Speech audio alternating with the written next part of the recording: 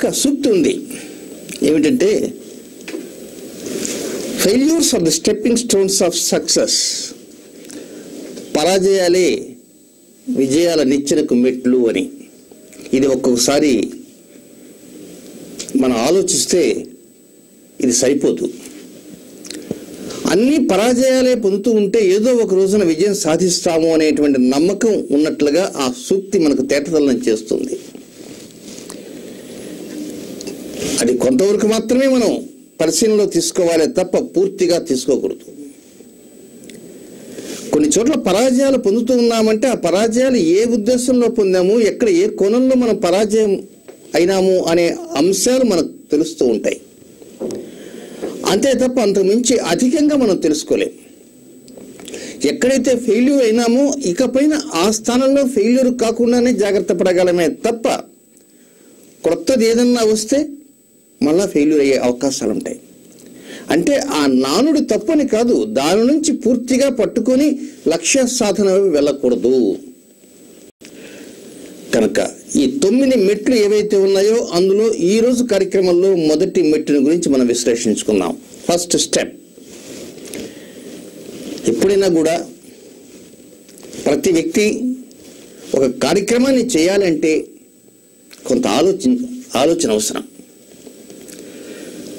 ఆలోచనతో పాటు ఏ కార్యక్రమం చేయాలా అంటే అది ఏదో ఒకటి సెలక్షన్ అంటూ కూడా అవసరం. కొంత ఆలోచన చేయాలి, ఆ తర్వాత కొంత సెలెక్ట్ చేసుకోవాలి.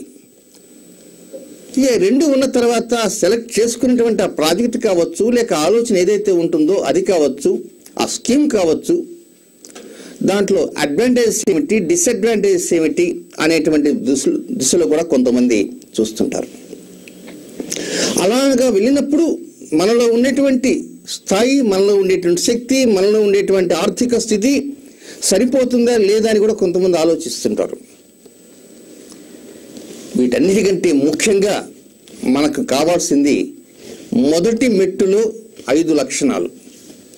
అందుకే తిథులలో ఇది పంచమి తిథి. శుక్లపక్షంలో వచ్చే పంచమి తిథి, కృష్ణపక్షంలో వచ్చే పంచమి తిథి. అంటే నెలలో ఒక తెలుగు మాసంలో 2 తిథులు పంచమి వస్తాయి కనుక శుక్ల పంచమి, బహుళ పంచమి. కనుక మనలో పంచేంద్రియాలు ఏవైతే ఉంటాయో పంచేంద్రియాలలాగా పనిచేసేటువంటి పంచ అంశాలు ఈ మొదటి మెట్టుకు అవసరము. ఈ మొదటి మెట్టుకు అవసరమైనటువంటి పంచేంద్రియాలను పంచమి తిథిలోనే మనం పొందే విధంగా మనం పరిహారం చేసుకోవాలి. అది ఏ విధంగా ఆ పంచేంద్రియాలుగా ఉండేటువంటి ఆ పంచ అంశాలు అంటే ఓర్పు, నేర్పు, దృష్టి, నియంత్రణ. పంచ అంశాలు అంటే ఎంపిక. ఓర్పు, నేర్పు, దృష్టి, నియంత్రణ, ఎంపిక అనేటువంటి 5 నిష్ణాతులు అయి ఉండాలి. నిష్ణాతులు కావాలి. కేవలం ఏదో ఒక ప్రోగ్రామ్ ఎంపిక చేసుకున్నాం, ఒక స్కీమ్ ఎంపిక చేసుకున్నాం, ఒక ప్రాజెక్ట్ సెలెక్ట్ చేసుకున్నాం అని కాదు. దాంట్లో మనకు సాధికారత బాగా సాధించాలి. కేవలం ఏదో ఒక సరైన సమయానికి సరైన సాధికారత మనకు వచ్చే విధంగా ఉండాలి. అంటే ముఖ్యంగా మనం ప్రతి విషయంలో కూడా కాలమే నిర్ణయిస్తుంది అందరినీ. కాబట్టి ఆ కాలమే ఏంటి? ఆ కాలమే పంచమి తిథి. తిథి అంటే సూర్యుడికి చంద్రుడికి మధ్య ఉండేటువంటి డిస్టెన్స్ అని చెప్పుకున్నాం గతంలో. 12 డిగ్రీలు ఉంటే పూర్ణిమ తిథి, పాడ్యమి తిథి. 24 డిగ్రీలు ఉంటే విజయ తిథి. కనుక పంచమి తిథి ప్రారంభం నుంచి షష్ఠి తిథి ఎండింగ్ వరకు అంటే 48 డిగ్రీల తర్వాత 60 డిగ్రీల వరకు ఆ మధ్య ఉన్నటువంటి సమయం అంతా కూడా ఒక కాలం తాలూకు ఆత్మ. ఆ కాలం తాలూకు ఆత్మను మనం పసిగట్టుకుంటూ వెళ్ళాలి. ఆ కాల వైఖరే మనల్ని ఒక సరైనటువంటి స్థాయిలోకి, సరైన స్థితిలోకి తీసుకుని వెళ్తుంది. ఇప్పుడు ఓర్పు, నేర్పు, దృష్టి, నియంత్రణ, ఎంపిక, ఈ 5 ఒక చిన్న ఉదాహరణతో మొదలుపెట్టేస్తా. సహజంగా పోలీస్ డిపార్ట్మెంట్ ఉందనుకోండి, పోలీస్ డిపార్ట్మెంట్కి నిఘా కళ్ళు ఉంటాయి. డేగ కళ్ళు. ఆ డేగ కళ్ళు అనే మాట ఎందుకు వచ్చిందంటే ఆ డేగని దృష్టిలో పెట్టుకుని వారు డేగ కళ్ళు అన్నారు. ఆకాశంలో ఆ డేగ ఎగురుతూ ఉంటుంది, చాలా ఓర్పుతో ఉంటుంది. కింద ఎక్కడో చాలా దూరంగా దానికి కావలసిన అటువంటి ఆహారం ఉంటుంది. ఒక కోడి పిల్ల అనుకున్నాం.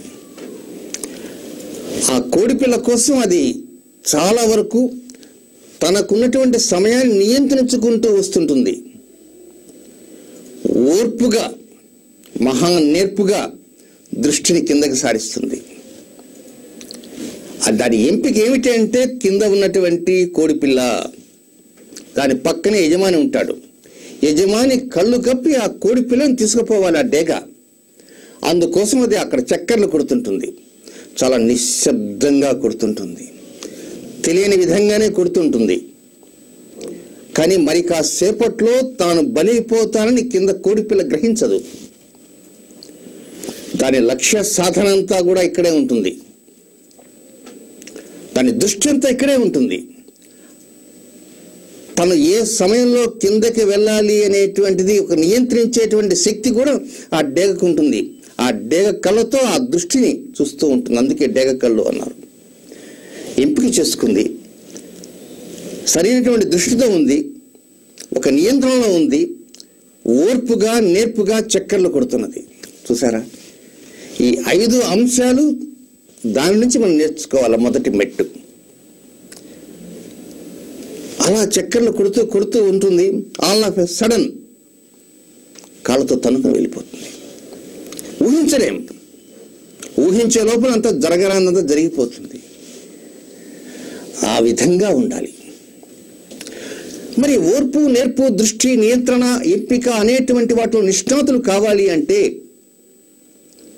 వీటన్నిటికీ కూడా కొంత సమయస్ఫూర్తి కూడా అవసరమేమో అని ఒక్కోసారి అనిపిస్తుంటుంది. కానీ ఇది 6వ పాయింట్ మాత్రం కాదు. కనుక మీరు ఏ కార్యక్రమానికైతే లక్ష్యం వైపు వెళ్ళాలనుకున్నారో, ఏ గమ్యం వైపు వెళ్ళాలనుకున్నారో, ఏ గమ్యానికి వెళ్ళి ఏ లక్ష్యాన్ని సాధించాలో అనుకున్నారో, మొదటి మెట్టుకున్నటువంటి ఉండాల్సినటువంటి 5 పాయింట్లు మీకు ఉన్నాయా అని మొదట నిర్ణయించుకోవాలి.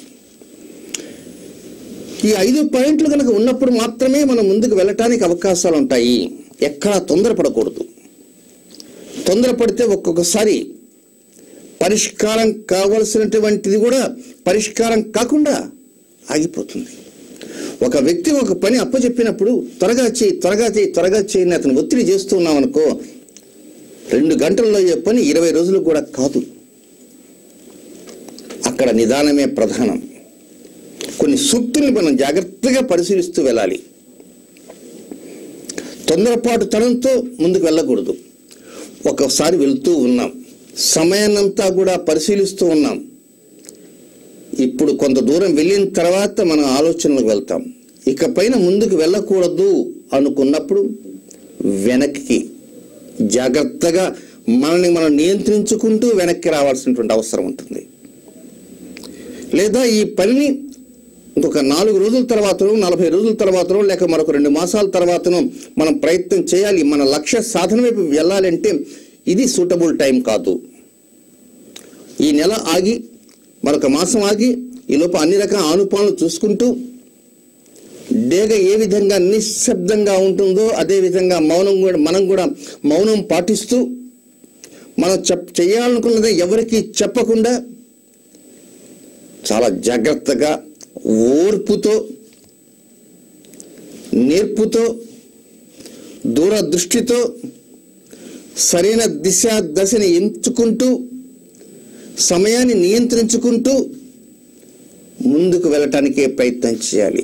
ఇది కాదు, సరైన సమయం కాదు అనుకున్నప్పుడు వెనకకు రావటానికి కూడా మనసు అంగీకరించే విధంగా చంద్రుడు పనిచేస్తుండాలి. మనం అనుకున్నటువంటి సమయం దాకా మనం వేచి ఉన్నాం. సమయం దాకా వేచి ఉన్న తర్వాత ఇంకా వెళ్ళాలా అనుకున్నప్పుడు మనం ఏం చేయాలి? బలవంతంగా మనం ఉన్నటువంటి వేగం అంతా పెంచుకోవాలి. మనకు ఉన్నటువంటి శక్తి యుక్తులని ధారపోసుకోవాలి. ఇవన్నీ చేయాలంటే మనకు కొన్ని తిథులు అవసరం. ఆ తిథులే శుక్లపక్షంలో ఉన్నటువంటి పంచమి తిథి, కృష్ణపక్షంలో పంచమి తిథి. మనకున్నటువంటి 9 మెట్లు ఏవైతే ఉన్నాయో ఈ 9 మెట్లు ఈ తిథులలోనే రూపకల్పన చేసుకోవాలి, ఈ తిథులలోనే సరైన పరిహారం చేసుకోవాలి. మీకు అనుమానం రావచ్చు, మొదట్లో కొన్ని తిథులు చెప్పారు, చవితి, సప్తమి, త్రయోదశి, ఆ తర్వాత పూర్ణిమ, ఆ తర్వాత అమావాస్య, ద్వాదశి లాగా. మరి లక్ష్య సాధన చేయాలి అంటే ఏం చేయాలి అంటే మొత్తం 30 తిథులు మనకు రావాలి. ఆ 30 తిథులకు కావాల్సినటువంటి పరిహారాలంతా కూడా ఒక 30 పరిహారాలు, పెద్ద పెద్ద భారీ పరిహారాలు కాదు, చాలా సింపుల్గా ఉండేటువంటి పరిహారాలు. మనకు పంచాంగము, క్యాలెండర్ మన దగ్గర ఉంటుంది కనుక, తిథి మనకు తెలుస్తుంటుంది కనుక ఆ తిథి రోజు ఈ పరిహారాన్ని మనం పాటిస్తూ ఉండాలి. మన లక్ష్యాన్ని సాధించాలనుకున్నప్పుడు రేపు వచ్చే నెలలో మొదలు పెడదాం, అవతల నెలలో మొదలు పెడదామని కాదు. ఆ లక్ష్యాన్ని సాధించాలి అంటే 3 మాసాలు పట్టవచ్చు, 36 మాసాలు పట్టవచ్చు. ఒక మిడ్ నైట్కే కోటీశ్వరుడు కావటం అనేది అసంభవం. ఒక్కొక్కసారి ఈ పరిహారాలు మీరు పాటించే సమయంలో ఈరోజు తిథి ఏమిటి, ఈరోజు చేయవలసిన పరిహారం ఏమిటి అనేటువంటి పద్ధతి ప్రకారం వెళ్ళాలి. అంటే మనకు మొట్టమొదటి మనశ్శాంతి కావాలని చెప్పాము. మనశ్శాంతికి ముందు కొన్ని దుర్గుణాలు లాంటి ఒత్తిళ్లు ఉన్నాయి కనుక అలాంటి పరిహారాలు ముందు పాటించుతూ ఆ తర్వాత మనశ్శాంతిలోకి వచ్చేసి ఆ తర్వాత లక్ష్య సాధనలో ఉన్నటువంటి 9 మెట్లకు సంబంధించిన పరిహారం 1 by 1 వెళ్తూ ఉండాలి. అలా చేసినప్పుడు మాత్రమే సరైనటువంటి స్థితిని పొందగలుగుతారు, సరైన లక్ష్యాన్ని చేరగలుగుతారు. అయితే మీరు ఇప్పటి నుంచే మీకు ఇలాంటి లక్ష్యాన్ని సాధించాలనేటువంటి కోరిక, తపన మీకు ఉండి ఉంటుంది ఆల్రెడీ. ఈ కార్యక్రమం 9 మెట్లు కనుక మొత్తం 9 ప్రోగ్రాంలు ఉంటాయి. ఆ తర్వాత పరిహారాలు ఒక 3 ప్రోగ్రామ్స్ లేక 4 ప్రోగ్రామ్, 9, 4, 13 ప్రోగ్రామ్స్ తోటి ఈ లక్ష్య సాధన పూర్తయిపోతుంది. అంటే మరొక 15 రోజుల లోపల కార్యక్రమం అయిపోయింది అంటే 15 రోజుల తర్వాత ఆగస్టు 15 వచ్చేస్తుంది అనుకుందాం. ఆగస్టు 15 తర్వాత నుంచి మీ ఆలోచనలు ఏ విధంగా ఉండాలి, మనం సెప్టెంబర్లో వెళ్ళాలన్నా, అక్టోబర్లో వెళ్ళాలన్నా, తర్వాత జనవరిలో వెళ్ళాలన్నా, ఫిబ్రవరిలో వెళ్ళాలన్నా అనేటువంటిది ఒక ప్రణాళికాబద్ధంగా రూపొందించుకోండి. ఇలా రూపొందించుకునే సమయంలో కొంత సమయస్ఫూర్తి కూడా మీకు అవసరం. హడావుడిగా నిర్ణయాలు తీసుకోవద్దు. కొంతమంది ఏం చేస్తారంటే ముందు వారికి సమయం కావాలి, ఆ సమయానికి ఏదో ఒక రకమైన అడ్డం పుల్ల వేసేసుకుంటారు. కొంతమంది అడ్డు పుల్ల వేసిన తర్వాత ఆగిపోతుంది. ఉదాహరణ మనం చూస్తుంటాం, కొన్ని ప్రభుత్వాలు కూడా ఏం చేస్తుంటాయంటే సమయాన్ని వాయిదా వేయటం కోసంగా ఏదో ఒక పుల్ల వేస్తుంది. అక్కడ ఎలక్షన్స్ జరుగుతున్నాయి, ఇప్పుడు మాట్లాడడానికి అవకాశం లేదు, ఆ ఎలక్షన్స్ తర్వాత మనం మాట్లాడదామంటే 2 మాసాల సమయం వచ్చింది, అమ్మయ్యా అని గాలి పీల్చుకుంటారు. ఆ 2 మాసాల తర్వాత మళ్ళా మొదటికి వస్తుంది. అప్పుడు ఏదో ఒక కుంటి సాకు. కనుక ఈ విధంగా కొంతమంది కుంటి సాకులతోటి నెట్టుకుంటూ లక్ష్యాన్ని సాధించుకుందాం అనుకుంటారు. అది సరైన పద్ధతి కాదు. కానీ ఒకవేళ కుంటి సాగుతోటి కొంత సమయం తీసుకున్నప్పటికి కూడా ఆ తీసుకున్నటువంటి సమయంలో మనం మెట్లు ఎక్కేటువంటి అవకాశాలు వచ్చే విధంగా ప్రయత్నాలు కూడా చేసుకోవాలి. ఒక చిన్న కథ నాకు గుర్తొచ్చింది, ఆ కథ మీకు తెలియజేస్తాను. అంటే కుంటి సాకు అనే దానికి. కానీ కుంటి సాకు ఇప్పుడు నేను చెప్పబోయే కథ కుంటి సాకు కాదు, ఆత్మవిశ్వాసానికి సంబంధించిన కథ. నిజంగా ఒక బ్రహ్మాండమైనటువంటి ఆలోచన ఆ సమయానికి అప్పటికప్పటికి ఆ వ్యక్తికి రావాలి. ఎవరైనా కావచ్చు. నెత్తి మీద ఉన్నటువంటి పెద్ద ఆపద నుంచి రక్షించేటువంటి ఆలోచన కూడా కావచ్చు. అది కథ. ఆ కథను పూర్తిగా తీసుకోండి. కథ పూర్తిగా లోపల ఎలా ఉంటుందనే దృష్టిలోకి వెళ్ళకండి. ఒక పెద్ద ఆపద నుంచి తప్పించుకోవటానికి కోసంగా అక్కడ ఆ వ్యక్తి వేసినటువంటి పాచిక ఎలాంటిది అంతవరకే తీసుకొని మొదట, ఆ తర్వాత ఆ పాచిక వేసిన తర్వాత ఆ ఫలితాన్ని సమయం వచ్చినప్పుడు ఆ సమయాన్ని ఏ విధంగా తను ఉపయోగించుకుంటాడు, తన యొక్క స్థితిని, తన మెదడుని, తన యొక్క బుద్ధిని, తన యొక్క తెలివితేటల్ని ఏ విధంగా ముందుకు తీసుకుని వెళ్తాడు అనేవి కూడా మనం తర్వాత ఆలోచించాలి. ఆ కథను చదివిన తర్వాత, కథ విన్న తర్వాత. ఏంటంటే ఒక రాజుగారు ఉన్నారు. ఆ రాజుగారి దగ్గర ఒక మంచి తెల్లటి గుర్రం ఉంది. ఆయన గుర్రం అంటే మహాప్రీతి. ఆయన ఎప్పుడు కూడా తెల్ల గుర్రాన్నే వాడతాడు తప్ప వేరే గుర్రాన్ని ఎప్పుడు కూడా వాడడు. అవి కూడా అరుదుగానే దొరుకుతుంటాయి తెల్లటి గుర్రాలు. ఆ రాజుగారి దగ్గర ఆ స్థానంలో మంత్రులు ఉంటారు, సామంతులు ఉంటారు, అందరూ ఉంటారు. అలాగే ఎవరో ఇద్దరు తప్పు చేశారు. తప్పు చేస్తే వారికి మరణదండ విధించారు. రాజుగారు ఈ రోజున వారిని పిలుస్తున్నారు. చివరిగా ఏమిటి మీ నిర్ణయాలు? మరణదండన ఒక 2-3 రోజులు జరిగిపోతున్నది. కాసేపు మీరు ఏతో మాట్లాడదలుచుకుంటే మాట్లాడండి అని అంతఃపురానికి పిలుస్తాడు. సభ అంతా చేరి ఉంది. ఇంకా రాజుగారు రాలే. ఈ ఇద్దరు ఖైదీలు ఉన్నారు కదా, మరణదండన వేసిన ఖైదీలు, వారు కూడా వచ్చి నిలబడ్డారు చేతులు కట్టుకున్నాడు. రాజుగారు రివ్వున వచ్చేసాడు తెల్లటి గుర్రం మీద. అక్కడ దిగాడు. అప్పటిదాకా ఈ ఖైదీకి ఎలాంటి ఆలోచన రాలే. రాగానే వచ్చి సింహాసనం మీద కూర్చున్నాడు. పిలిచాడు. ఏమిటి, నువ్వు ఏమన్నా చెప్పదలుచుకున్నది ఏముందా? నువ్వు ఎవరికన్నా ఏమన్నా విషయాలు చెప్పాలనుకున్నావా అంటే, మహాప్రభు మీకే చెప్పాలనుకున్నాను. నాకు చెప్పటమా? ఏమి చెప్తాను? మీరు ఆ తెల్ల గుర్రం మీద వస్తుంటే ఎంత ఆనందంగా ఉందంటే చాలా సంతోషంగా ఉంది. నాకు ఒక కోరిక ఉంది మహాప్రభు. ఆ గుర్రం నేల మీద కాకుండా భూమికి ఒక 5-6 అడుగులు ఎత్తున పరిగెత్తుతూ రావాలి. అలాంటి గుర్రం పైన మీరు రావాలి, స్వారీ చేస్తూ రావాలి. అలాంటి 5 అడుగుల పైన ఉన్న భూమికి 5 అడుగులు ఎత్తులో ఆ గుర్రం పరిగెడుతూ ఉంటే దాని మీద సవారీ చేస్తూ వస్తుంటే మా రాజుగారిని చూసుకోవాలి. అలాంటి శక్తి నాకుంది. నా శక్తిని మీరు ఉపయోగించుకోలేకపోతున్నారు, అదొక్కటే నా బాధ అన్నాడు. ఆలోచన పడిపోయినాడు రాజుగారు. ఏమిటి, నీకు అలాంటి శక్తి ఉన్నదా? ఏమిటా శక్తి అన్నాడు. నాకు ఒక 15 మాసాల సమయం ఇచ్చారనుకోండి, మీ గుర్రానికి నేను కొన్ని రకాలైన పద్ధతులు నేర్పిస్తాను. ఆ పద్ధతులు నేర్చుకున్న తర్వాత మీరు ఆ గుర్రం మీద కూర్చుని కొంత దూరం వెళ్ళంగానే అది భూమికి 4 అడుగులు 3 అడుగులు ఎత్తులతో అలా వెళ్తూ ఉంటుంది. దాని మీద మీరు స్వారీ చేస్తుంటారు. ఆ సవారీ చేస్తుంటారు, ఆ విధంగా మీరు అంతఃపురానికి వస్తుంటారు అని ఎక్కడో తీసుకుపోయినాడు. రాజుగారు ఆశ్చర్యపోయారు. నిజమా? అవును మహాప్రభు, నాకు ఆ శక్తి ఉంది. మరి ఎంతకాలం ఎందుకు చెప్పలేదు అని నన్ను ఎవరు అడిగారు? ఎవరు అడగలేదు కదా. ఇప్పుడు మీరే కదా చెప్పదలుచుకునే ఉంటే చెప్పమన్నారు, అందుకోసం చెబుతున్నాను అన్నారు. అయితే ఎంత టైం పడుతుంది మహాప్రభు? 15 మాసాలు సమయం పడుతుంది. దీనికి నేను ఒక్కనే కాదు, నాకు మరొక సహాయం కావాలి. ఈ ఖైదీ కూడా ఉన్నారు కనుక ఆయన సహాయం కూడా నాకు అందిస్తే మేము కొంత పరిచయమైనటువంటి వ్యక్తులు కనుక ఆ తర్వాత మా 15 మాసాలు ఎంత మీకు ఇది ఏర్పాటు చేస్తాను. తర్వాత మమ్మల్ని మరణదండ వేసేయండి, సంతోషంగా మేము వెళ్ళిపోతామన్నాడు. తాత్కాలికంగా మరణదండ ఆగిపోయింది. ఓకే, అయితే అలాగే చేస్తాను. ఇంకేమన్నా కావాలని? ఇంకేం లేదు మహాప్రభు, దానికి కావాల్సిన కొన్ని సమాచారం కూడా ఉంది, అది కూడా తెలియజేస్తాను. ప్రతి నెలలో పూర్ణిమ అమావాస్య వస్తుంది కదా, అమావాస్యకి పూర్ణిమకి ఈ 2 రోజులు మాత్రం ఇది కొండలు కోనలు ఉంటాయి కదా, అలాంటి చోట దీన్ని మేము నేర్పించాలా. పూర్ణిమ రోజు ఉదయం నుంచి అర్ధరాత్రి 1 గంట దాకా దీన్ని కొంత తర్ఫీదు ఇవ్వాలా. అలాగే అమావాస్య రోజు కూడా తర్ఫీదు ఇవ్వాలా. Okay, sanctioned. వెంటనే చెప్పేసి మంత్రి గారితో పిలిచాడు.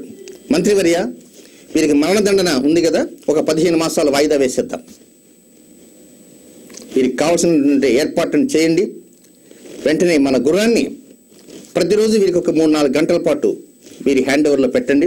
వీరు కోరుకున్న రీతిలో ప్రతి పూర్ణిమకి అమావాస్యకి ఎక్కడికి తీసుకువెళ్ళాలనుకుంటే అక్కడికి వెళ్ళేటువంటి ఏర్పాట్లు చేయండి అనేసి హుకుం జారీ చేశాడు రాజుగారు. అమ్మయ్య అని పిలుచుకున్నాడు మనసులో గాలి. నేరుగా వచ్చి రూమ్లో కూర్చున్నాడు. ఈ 2వ ఖైదీ ఉన్నాడు. తాపిగా అప్పుడు తేనీళ్ళు లాంటిదే తాగుతున్నారు కదా. ఒరే, నీకు ఈ ఆలోచన ఎలా వచ్చిందిరా? అసలు గుర్రం ఏంటి గాలిలో ఎగురుతుందా? ఇప్పుడు మరణదండ తప్పించుకోవటానికి నువ్వు వేసావు కదా ఎత్తుగడ, మరి 15 మాసాల తర్వాత అయినా మరణదండన తప్పదు కదా, మరి నిజంగా ఏమిటి ఇలాంటి ప్లాన్ ఎందుకు వేసావు, ఇప్పటిదాకా నాకు చెప్పలేదే, ఉన్న బలంగా చెప్పేశావు అన్నప్పుడు ఆ చేతులు నట్టి తాగేసేసి అప్పుడు చెప్తాడు, రే నాకు ఐడియా లేదురా, ఆ గుర్రం నాకు కానీ ఐడియా వచ్చేసింది, 15 మాసాల సమయం వచ్చింది, ముందు మరణదండన తప్పించుకున్నాం, ఆ 15 మాసాల తర్వాత అయినా మరణదండన తప్పించుకోలేం కదా అని అన్నప్పుడు తప్పించుకోవడానికి మార్గాలు ఉన్నాయి. ఆ సమయానికి రాజుగారే చనిపోవచ్చు, మొదటిది. రెండవది నేనే చనిపోవచ్చు, మూడవది గుర్రమే చనిపోవచ్చు, నాలుగవది గుర్రానికి మనం విద్యనే నేర్పేటువంటి స్థితి మనకు ఆలోచన రావచ్చు. అది పాయింట్ అక్కడ చూసారా. నాలుగవ పాయింట్ ఏమిటంటే వాస్తవం గుర్రం ఎగురుతుందా, ఎగరదు. కానీ ఆ గుర్రాన్ని గగనాన్ని ఎగిరించే విధంగా, గగనం అంటే ఎక్కడో ఆకాశం కాదు, కనీసం నేలకి 4 అడుగులు ఎత్తున ఎగిరినా గొప్పే, 4 అడుగులు ఎత్తులో ఎగిరించే శక్తి సామర్థ్యాన్ని నేనేమో తీసుకురాగలనేమో, ఆత్మవిశ్వాసం అక్కడ. ఐదవది అదేమిటంటే నేను పూర్ణిమ అమావాస్య రోజున అని చెప్పాను, 15 మాసాల సమయం అడిగాను. ఈ అమావాస్య పూర్ణిమ రోజుల్లో ఎట్లా మనం బయటికి వెళ్తాము, అంతా గమనిస్తుంటాం ఆనుపానులు, ఎక్కడ ఎలా ఉంది ఏమిటని. కనుక ఈ 15 మాసాలు కనుక 10 మాసాల దాకా దీనికి ఏదో నేను తరఫీదిస్తున్నట్టుగా చేస్తూ ఉంటాను. అమావాస్య పూర్ణిమకి మనం బయటికి వెళ్తుంటాము, తగినటువంటి ఏర్పాట్లన్నీ చేసుకుంటూ ఉంటాను. ఆ పాయింట్లను మనం క్యాచ్ చేయాలి, తగిన ఏర్పాట్లన్నీ చేసుకుంటూ ఉంటాను. ఇంకొక 2 మాసాల్లో మన గడువు తీరిపోతుంది అనుకున్న సమయానికి మనం గనక ఈ లక్ష్యాన్ని సాధిస్తే సాధించగలము, ఆ లక్ష్యాన్ని సాధించగలేకపోతే గుట్టు చప్పుడు కాకుండా దాని మీద కూర్చొని సవారీ చేస్తే వెళ్తాం, కొంత దూరం పోతాం, దాన్ని వదిలేస్తాం, అమావాస్య రోజు చీకట్లో కలిసిపోతాం, బయటకు పారిపోతాం, ఎక్కడొక్కడికి తేలిపోతాం, ఈ మరణాన్ని తప్పించుకుంటాం అన్నాడు.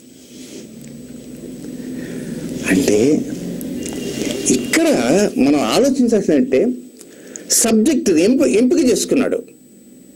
దట్ ఈస్ మనకు కావాల్సిన 5 పాయింట్లో ఎంపిక మొదటి పాయింట్. దృష్టి 15 మాసాలు టైం పెట్టుకున్నాడు. ఆ టైంలో అమావాస్య అనేదాన్ని, వాస్తవంగా అమావాస్య పూర్ణిమ అక్కడ అవసరం లేదు, కానీ అమావాస్య చీకటి, ఆ రోజుల్లో ఇక్కడ బల్బు లాంటివి ఉండవు, రాజుగారు కదా. అతను తగిన ఏర్పాట్లు చేసుకోవడానికి దాదాపు 15 మాసాల సమయం తీసుకున్నాడు. అతని యొక్క దూర దృష్టికి అది తార్కాణం. ఇకపోతే నేర్పు, అతను వాస్తవంగా సరైనటువంటి నేర్పించే శక్తి లేదు, కానీ నేర్పరనవుతాను అనేటువంటి ఆత్మవిశ్వాసం, పట్టుదల, దృఢ సంకల్పం. ఇక ఓర్పు, 15 మాసాల పాటు తను ఓర్చుకొని నిలబడాలి. తన భార్య బిడ్డల దగ్గరికి వెళ్ళాలన్నా, లేక ఈ మరణదండం నుంచి తప్పించుకోవాలన్నా తన లక్ష్య సాధన అనేది ఒకటి ఉంది కనుక ఆ లక్ష్య సాధన వెళ్ళటానికే ఒక ఎత్తుగడ వేశాడు. ఇది కేవలం కథ. ఈ రోజుల్లో ఎవరు ఆ విధంగా చేస్తారా రాజులు? లేదు. కేవలం ఓర్పు, నేర్పు, దృష్టి, నియంత్రణ, ఎంపిక అనేటువంటి 5 అంశాల మీద ఏకకాలంలో ఎట్ ఎ టైం అతనికి ఆలోచన వచ్చేసింది. ఆ ఆలోచన రావటమే తరువాయి ముందు మరణదండన ఆగిపోయింది. అంటే ఒక పెద్ద ఆపద ఏదైతే ఉందో ఆపద నుంచి తట్టుకొని గాలి పీల్చుకున్నాడు. 15 మాసాల పాటు ముందు గాలి పీల్చుకున్నాడు. ఏమో నాలో ఉన్నటువంటి శక్తి సామర్థ్యాల నా గుర్రం ఏమన్నా 4 అడుగులు ఎగరొచ్చేమో, వై నాట్? లేదా గుర్రమే నేను నేర్పించేదానికి తట్టుకోలేక చచ్చిపోతుందేమో, మళ్ళీ తెల్ల గుర్రం దొరకాలంటే రాజుగారు గుర్రం చనిపోయింది, కొత్త గుర్రం తేమంటే మళ్ళీ తెస్తాడు. తేగడా? తెస్తాడు. ఆ రాజుగారిని ఉబలాటం, ఆ తెల్ల గుర్రం మీద సవారీ చేస్తుండాల, నేల మీద కాకుండా భూమికి 5 అడుగులు ఎత్తులో రావాలని కోరిక. ఒక చిన్న ఉదాహరణ వలన మనకి ఇన్ని విషయాలు మనకు తెలిసాయి. అందుచేత ప్రతి నెలలో వచ్చేటువంటి శుక్ల పంచమి, బహుళ పంచమి రోజున మన కార్యక్రమాన్ని ముందుకు తీసుకుని వెళ్ళాలి. ఆ కార్యక్రమాలను ముందుకు తీసుకుని వెళ్ళాలంటే పరిహార రూపంలో ముందుకు వెళ్ళాలి. అయితే దానికి కొన్ని కట్టుబాట్లు అంటూ ఉన్నాయి. ఈ పూర్ణిమ తిథికి ఉన్నటువంటి కట్టుబాట్లు ఏమిటి అనేవి మనం చిట్ట చివరిలో చెప్పుకోకుండా, ఈ మెట్టు ఎక్కటానికి మనకు ఈ 5 అంశాలు అవసరం గనక, ఈ 2 తిథులు అవసరం గనక, ఆ తిథులకు కావాల్సినటువంటి కొన్ని నియమాలు ఏవైతే ఉన్నాయో ఆ నియమాలను ఇప్పుడే చెప్పేసుకుందాం, మళ్ళీ చివరిలో చెప్పుకోకుండా. ఈరోజే పంచమి తిథి. అయితే ఆ పంచమి తిథి జరిగే సమయంలో మనం గమనించాల్సింది ఏమిటంటే, పంచమి తిథి సోమవారంతో వచ్చిందనుకోండి, మహాప్రసాదంగా స్వీకరించండి. పంచమి తిథి ఆదివారంతో వచ్చిందనుకోండి, అద్భుతంగా స్వీకరించండి. పంచమి తిథి మంగళవారంతో వచ్చిందనుకోండి, దూరంగా పెట్టండి. పంచమి తిథి మంగళవారంతో వస్తే దూరంగా పెట్టడానికి ప్రయత్నం చేయండి. ఇక బుధవారం వచ్చిన, గురువారం వచ్చిన, శుక్రవారం వచ్చిన వాటిని కూడా పాటించడానికి ప్రయత్నం చేయండి. ఒక మంగళవారం పంచమి తిథి వస్తే ఆ పరిహారం మనం చేయకూడదు. ఆ తర్వాత మీరు చేసేటువంటి ఆ పంచమి తిథి మాసము అధిక మాసం అయిందనుకోండి, అసలు వెళ్ళకూడదు. ఈ పంచమి తిథి శుక్లపక్షంలో కానీ కృష్ణపక్షంలో కానీ పంచమి తిథి వచ్చేటప్పుడు ఈ పంచమి తిథికి ఆ పంచమి తిథికి మధ్య పూర్ణిమ తగులుతుంది కనుక ఆ పూర్ణిమ రోజున సంపూర్ణ గ్రహణం కానీ, లేక పాక్షిక గ్రహణం కానీ, లేక ఇతర సంబంధమైనటువంటి గ్రహణాలు అంటే చంద్రగ్రహణం, సూర్యగ్రహణం మాత్రం కాదు సుమా, ఆ చంద్రగ్రహణం ఉంటే ఆ పంచమి తిథులను కూడా వదిలివేయాలి. కనుక వీటితో పాటు ఇక ఆహార నియమాలకు వచ్చేటికి, పంచమి తిథి ఏ రోజైతే మీరు చేస్తుంటారో ఆ రోజు పులుపు పదార్థాన్ని మాత్రం స్వీకరించవద్దు. చింతపండు కానీ, నిమ్మరసం కానీ, ఇలాంటివి పులిసినటువంటి పిండి వంటలు కానీ ఏమీ తినకండి. ఆ రోజున మీరు తెలుసుకోవాల్సింది అంటే తాంబూల సేవన ఈజ్ మోస్ట్ ఇంపార్టెంట్. తాంబూలం, తమలపాకులు, ఆ తమలపాకులు మంచి వక్క. ఇక ఈ ఆధునిక కాలంలో ఒక్కపొడి అంటే రకరకమైనటువంటి వాటితో అన్ని ఒక్కపొడి తయారవుతున్నాయి. అవేమీ కాకుండా కేవలం వక్కలు దంచి, సున్నము, వక్కలు, తమలపాకులు, ఈ తాంబూల సేవనం అనేటువంటిది పంచమ తిథి వచ్చేటువంటి సమయంలో, అంటే ప్రారంభం దగ్గర నుంచి ఎండింగ్ లోపల 5 సార్లు ఈ తాంబూల సేవనం చేయాలి. 5 సార్లు ఎప్పుడైనా భోజనానికి ముందు కావచ్చు, భోజనం తర్వాత కావచ్చు, టిఫిన్ చేయడానికి తర్వాత కావచ్చు, సాయంకాల సమయంలో కావచ్చు. ఒక 3 ఆకులు అంతా ఒక్కపొడి, ఒక సున్నం. కనుక తాంబూల సేవనం అవసరము. ఇవన్నీ మేము తాంబూల సేవనం చేయలేకపోతున్నామంటే పరిహారం కొంత ఇబ్బందికరంగా ఉంటుంది. ఇక దీనితో పాటు తెలుసుకోవాల్సింది ఏమిటంటే, ఆ రోజున ఏ రోజైతే పంచమి తిథి వస్తుందో ఆ పంచమి తిథి రోజున సూర్యోదయానికంటే ముందుగానే కాలకృత్యాలు తీర్చుకొని పూర్తిగా స్నాన సంధ్యాదులన్నీ పూర్తి చేసుకోండి. ఈరోజు 5:30 సూర్యోదయం అయింది అనుకోండి, 6:15కు లేచి కూర్చుంటే కుదరదు. సూర్యుడు ఉదయించే సమయానికల్లా మీలో ఉన్నటువంటి మలినాలు ఏవైతే ఉంటాయో ఆ మలినాలు కానీ, ఆ దుర్గంధం కానీ మొత్తం వెళ్ళిపోవాలి. అలా బయటికి వెళ్ళినప్పుడు మాత్రమే మన మనస్సుకు సంబంధించినటువంటి మన కారకమైనటువంటి చంద్రుడు సరైన స్థితిలో వెళ్ళటానికి అవకాశాలు ఉంటాయి. కనుక ఇవి మినిమం ప్రిన్సిపల్స్. ఈ మినిమం ప్రిన్సిపల్స్ని మీరు సిద్ధంగా పెట్టుకోండి, నోట్ డౌన్ చేసుకోండి. మళ్ళా చిట్ట చివరిలో ఇవన్నీ చెప్పుకుంటూ రావాలంటే అతి కష్టం. మిగిలిన పరిహారాలకి ఆ టైంలో చెప్పుకుందాం.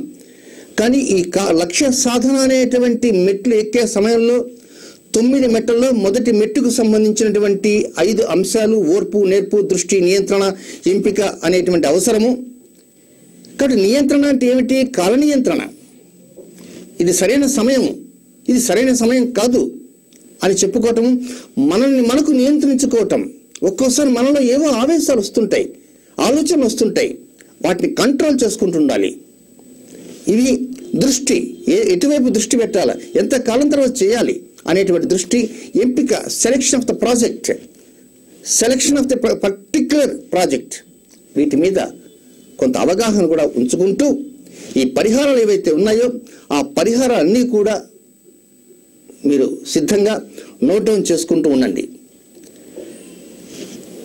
అయితే ఈ పరిహారాలు ఎలా చేయాలన్నప్పుడు మీరు అనుకోవచ్చు, ఏమండి ఈరోజు మొదటి మెట్టుకు సంబంధించి చెప్పారు కదా, రెండవ మెట్టుకు చెప్పినప్పుడు మళ్ళీ రెండో రోజు పరిహారాలు చేయాలా అంటే చేయాలా, కానీ ఈరోజు పరిహారం చేసి రేపు పరిహారాలు చేసి ఎల్లుండి పరిహారాలు చేస్తే ఒక్కోసారి మనకు పిచ్చి పడుతుంది.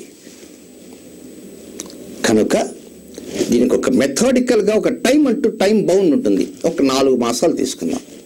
ఈ 4 మాసాల్లో ఈ నెలలో ఒక 1 వీక్ సంబంధించిన పరిహారాలు, రెండవ మాసంలో మరొక 1 వీక్ సంబంధించిన పరిహారాలు, మూడవ మాసంలో మరొక 1 వీక్ సంబంధించిన పరిహారాలు, 4వ వారంలో మరొక 1 వీక్ సంబంధించిన పరిహారాలు, అట్లా 4 వారాలు చేసుకున్నారనుకోండి 30 తిథులు వచ్చేస్తాయి.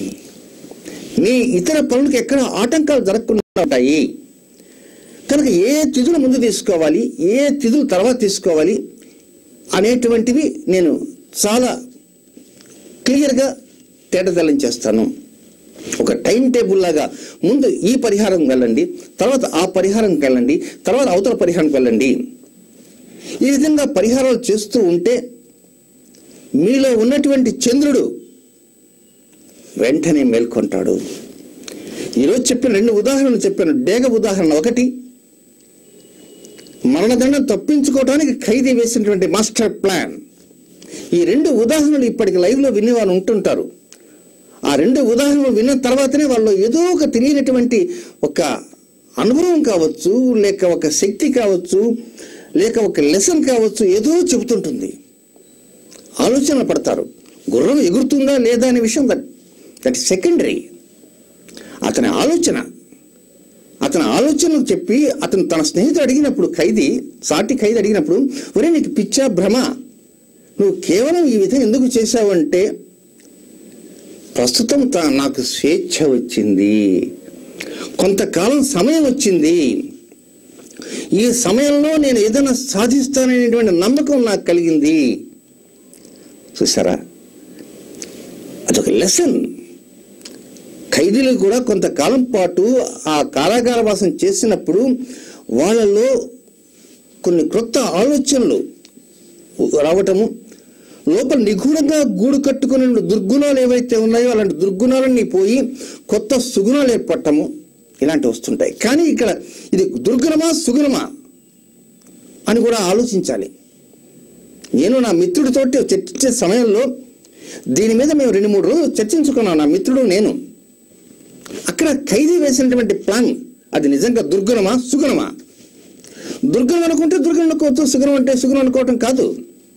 ఆ సమయానికి తన ఆత్మవిశ్వాసంతో తాను చేయలేనటువంటి పని అయినప్పటికీ కూడా చేయగలనే నమ్మకాన్ని క్రియేట్ చేసి ముందు మరణదండన అనే దాని గురించి తప్పించుకున్నాడు. ఆ తర్వాత బ్రతకటానికి ఎన్నో మార్గాలు ఉంటాయి. ముందు మరణదండన అనేటువంటి పెద్ద ఆపద నుంచి తప్పించుకోవడానికి వేసినటువంటి మాస్టర్ ప్లాన్, తద్వారా తనలో ఆ మాస్టర్ ప్లాన్ వేశాడు అంటే తనలో ఉన్నటువంటి కొన్ని దుర్గుణాలు అనేటువంటి పోయాయి. ఇక జీవితంలో జాగ్రత్తగా బతకాలి, తప్పులు చేయకుండా బతకాలి అనేటువంటి ఆత్మవిశ్వాసం కావచ్చు, లేక ఇతర సంబంధమైనటువంటి కొంత తనకున్నటువంటి ప్రగాఢ విశ్వాసం కావచ్చు, ఏదైనా కూడా ఆ 1 or 2 minutesలోనే ఆలోచన వచ్చేసింది. తనతో పాటు తన మిత్రుడు కూడా రక్షించాడు. అంటే తాను మరణదండనకు గురి అవుతున్నాడు, తనతో పాటు మిత్రుడు అవుతున్నాడు, ఇద్దరు కూడా తప్పించుకోగలిగారు. అంటే మీరు చేసేటువంటి లక్ష్య సాధన మీ వరకు మాత్రమే కాదు, మీ వలన ఇతరులు కూడా లబ్ధి పొందేలా ఉండాలి. ఈ 2 ఉదాహరణలే ఒక ఆస్ట్రో సైకాలజీ. మనకు తెలియకుండానే మన చుట్టూ ఉన్నటువంటి పరిసర వాతావరణం అంతా కూడా గ్రహ సముదాయంతోనే, గ్రహ ప్రభావాలనే జరుగుతూ ఉంటాయి. కనుక మనకు ఆలోచనల్ని పదును పెడుతూ ఉండాలి. ఆ విధంగా పదును పెడుతూ ముందుకు వెళ్ళటానికే మొదటి మెట్టు ఈరోజు తెలియజేశాను. ఇక మిగిలినటువంటి 2వ మెట్టుని రేపటి కార్యక్రమంలో తెలియజేస్తాను. కనుక సావధాన చిత్తులై నోట్ డౌన్ చేసుకోవడానికి ప్రయత్నం చేయండి. మీ లక్ష్యాలతోటి, మీ గమ్యాలతోటి పరిపూర్ణమైనటువంటి విజయాన్ని సాధిస్తూ మీకు మాత్రమే లబ్ధి కలగటమే కాదు, మీ ఇతరులందరికీ కూడా లబ్ధి కలిగేలా చేస్తూ, ప్రతి వ్యక్తిలో ఉండేటువంటి దుర్గుణాలు ఏవైతే ఉంటాయో అలాంటి దుర్గుణాలకు చెక్ పెడుతూ, మనలో ఉండేటువంటి లోపల గూడు కట్టుకునే కొన్ని సుగుణాలు ఉంటాయి కనుక ఆ సుగుణాలను తట్టి లేపుతూ, చైతన్య పదంలో ముందుకు వెళ్తూ, ఓర్పుగా, నేర్పుగా, దూరదృష్టితోటి సరైన స్థితిని ఎంపిక చేసుకుంటూ, ఒక కాల నియంత్రణని నేర్చుకుంటూ ముందుకు వెళ్తారని ఆశిస్తూ సెలవు తీసుకున్నాను.